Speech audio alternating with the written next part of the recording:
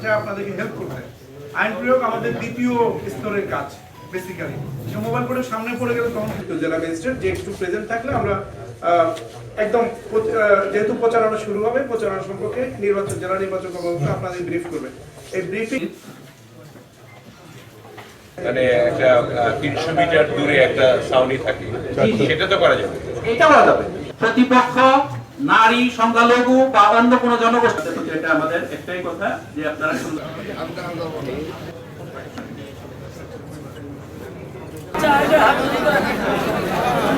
আজকে আমাদের প্রতি বরাদ্দের দিন ছিল এবং সেই হিসেবে আজকে আমাদের দলের থেকে যে মনোনয়ন দেওয়া হয়েছিল আমাকে এবং যাচাই বাছাই পূর্বক আজকে প্রতীক বরাদ্দ দেওয়া হলো, সেই প্রতীকটি হলো এটা ধানের শীষ প্রতীকে আমি নির্বাচন করতে যাচ্ছি। আমি রশিদুজ্জামান মিল্লাল জামালপুর 1 থেকে নির্বাচন করব এবং আমাদের এবারের নির্বাচনটি হবে অত্যন্ত আনন্দমুখর এবং সৌহার্দ্যপূর্ণ। আমি বিশ্বাস করি আমার দল এবং আমাদের যে নেতাকর্মীরা আছে তারা ধৈর্য সহকারে এই আচরণবিধি যা আছে, নির্বাচনের আচরণবিধি, সেগুলি মেনে তারা চলবে এবং আচরণবিধি মেনেই আমরা 2টি উপজেলায় দেওয়ানগঞ্জ এবং বক্সিগঞ্জে আমরা সেইভাবে প্রস্তুতি গ্রহণ করেছি। আমাদের দলীয় নেতাকর্মীদের সেভাবেই আমরা আগে থেকেই প্রস্তুতি রেখেছি, যাতে করে আমরা সর্বক্ষেত্রেই আমাদের প্রচারণা চালিয়ে এমনভাবে প্রচারণা চালাবো যাতে উৎসব করা হয়, আবার এটা যাতে সৌহার্দ্যপূর্ণ হয়। প্রতিহিংসা থাকবে না, আমাদের প্রতিযোগিতা থাকবে।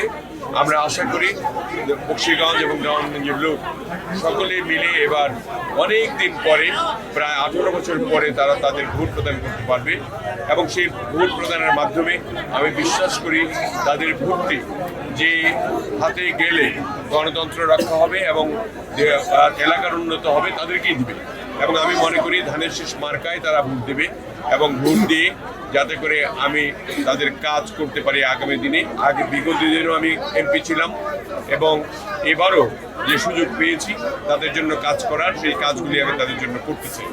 এই জন্য আমি আপনাদের মাধ্যমেও আমি আজকেই বলতে চাই সকলকে আমাকে সুষ্ঠু, অবাধ, নিরপেক্ষ একটা নির্বাচনী আমেজের মধ্য দিয়ে আমাকে ধানের শীষে ভোট দিয়ে তারা বিজয় করুন এবং বিজয়ী করলে পরে নিশ্চয়ই আমি আমার যে প্রতিশ্রুতিগুলি রয়েছে সেগুলি আমি এক এক করে পূরণ করব আমার এলাকাবাসীর জন্য। জনগণ এক এবং ঐক্যবদ্ধ, কারণ আমি ওই এলাকায় 2 বারে সাবেক এমপি।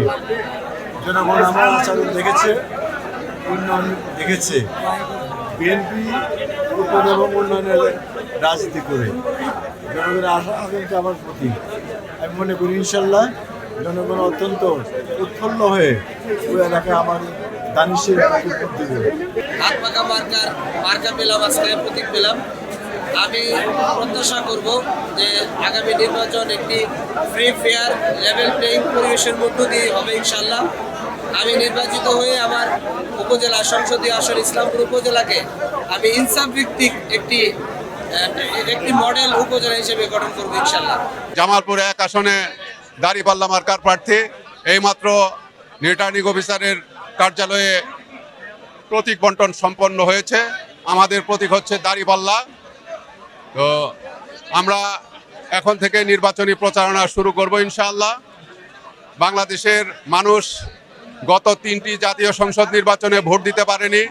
প্রহসনের যে নির্বাচনগুলো হয়েছে, রাতের ভোট হয়েছে, ডামি ভোট হয়েছে, সেই সমস্ত নির্বাচনে বাংলাদেশের মানুষ অংশগ্রহণ করতে পারে নাই। কাজেই বাংলাদেশের মানুষ নির্বাচনে ভোট দেওয়ার জন্য উন্মুখ হয়ে আছে। আমরা আশা করি মানুষের যে আগ্রহ, সেই আগ্রহের কারণে আগামী জাতীয় সংসদ নির্বাচন, আগামী 12ই ফেব্রুয়ারির জাতীয় সংসদ নির্বাচন উৎসব মুখর পরিবেশে অনুষ্ঠিত হবে এবং একই সাথে গণভোট উৎসব মুখর পরিবেশে অনুষ্ঠিত হবে। আমি মোহাম্মদ মুজিবুর রহমান আজাদি, জামালপুর 3 মেলান্দ মাদারগঞ্জ আসনে বাংলাদেশ জামাত ইসলাম কর্তৃক মনোনীত প্রার্থী এবং 10 দলের সমর্থিত প্রার্থী। তো আমি আমার 3 আসনে আমি দীর্ঘদিন ধরে চষে বেড়াচ্ছি, গণসংযোগ করছি। তো তো মানুষের কাছ থেকে আমি স্বতঃস্ফূর্ত সাড়া পেয়েছি। তো যে সাড়া পেয়েছি তাতে আমি উপলব্ধি করতে পারছি ইনশাল্লাহ 2026 12 আমরা বিজয় লাভ করবো ইনশাল্লাহ।